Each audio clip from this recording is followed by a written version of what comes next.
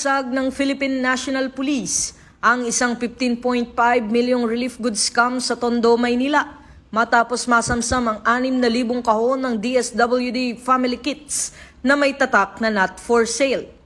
Sa operasyon ng Criminal Investigation and Detection Group, NCR Regional Field Unit Special Operations Team, katuwang ang DSWD, na isinagawa mula Oktubre 2 hanggang Oktubre 3, nahuli si alias Janice, na umano'y nagbebenta ng mga ayudang nakalaan para sa mga biktima ng kalamidad. Mariing kinundina ni Acting PNP Chief Police Lieutenant General Jose Melencio Nartates Jr.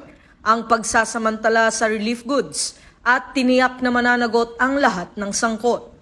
Nilinaw naman ng DSWD na wala silang kinalaman sa bodegang sinalakay at sinusuportahan nila ang investigasyon.